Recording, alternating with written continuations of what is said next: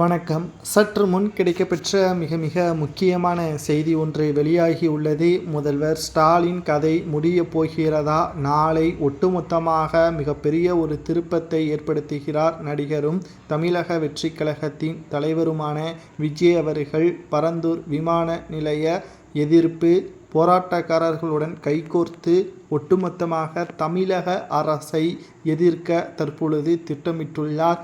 இதற்கு மிக முக்கியமான காரணம், விஜய் அவர்கள் தமிழக அரசை வழிநடத்தி கொண்டிருக்கின்ற திராவிட முன்னேற்ற கழகத்தின் ஊழல் மற்றும் கருப்பு பணத்தை சேகரிப்பதற்கு அனைத்து விதமான ஏற்பாடுகளை மத்திய அரசுடன் கைகோர்த்து கிட்டத்தட்ட 15 கிராம மக்களின் வாழ்வாதாரத்தை பாதிக்கக்கூடிய விவசாய நிலங்களை அழிப்பதற்கு முன்வந்துவிட்டது. இவர்களுக்கா உங்களது ஓட்டு என்று முதற்படியே எடுத்து வைத்திருக்கிறார்.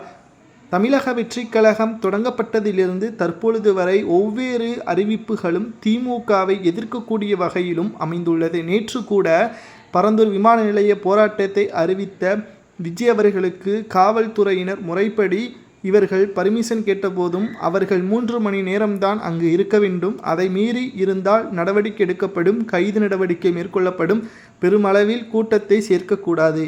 விஜய் அவர்கள் 10 பேருடன் வந்தாலும் அவரை பார்ப்பதற்காக பல ஆயிரம் பேர்கள் பரந்தூர் விமான நிலையத்திற்கு வருவார்கள். அங்கு அமைக்கப்படக்கூடிய ஏற்பாடுகளை தடுத்து நிறுத்துவதற்கு வருவார்கள். ஆனால் அதற்கும் விஜய் தான் காரணம் என்று எப்படி கூற முடியும்? இது முதலாவது கேள்வியாக அமைந்துள்ளது.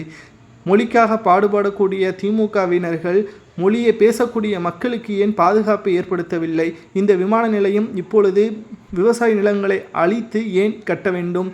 வேறு இடங்கள் இல்லையா என்ற கேள்விகளையும் விஜய் அவர்கள் கேட்டு வருகிறார். விஜய் அவர்களுக்கு எதிராக திமுகவினர்கள் செயல்பட ஆரம்பித்து விட்டார்கள். காரணம் பயம். நேற்று முளைத்த காளான் ஆலமரத்தை சாய்க்குமா என்று விஜய் அவர்களை பார்த்து திமுகவின் தொண்டர்கள் பேசி வருகிறார்கள். ஆனால் திமுகவிலிருந்து விலகிதான் எம்ஜிஆர் அவர்கள் அண்ணா திமுகவை உருவாக்கினார். அப்பொழுது கலைஞர் அவர்கள் இப்படித்தான் பேசினார். கடைசியில் தொடர்ச்சியாக அதிமுக வெற்றியடைந்ததை யாரும் மறுக்க முடியாது. தற்பொழுது ஸ்டாலின் அவர்களுக்கும் இதே நிலைமைதான். 2006 முதல் 2011 வரை ஆட்சி அமைத்தார்கள். அதற்கு பிறகு 10 ஆண்டுகள் தோல்விதான்.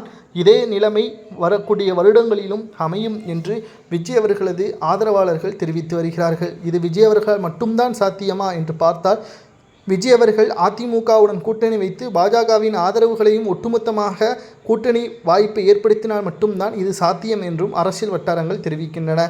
இதனால் திமுகவின் தலைவரும் தமிழக முதல்வர் ஸ்டாலின் கதை முடியும் என்றும் கூறப்படுகிறது.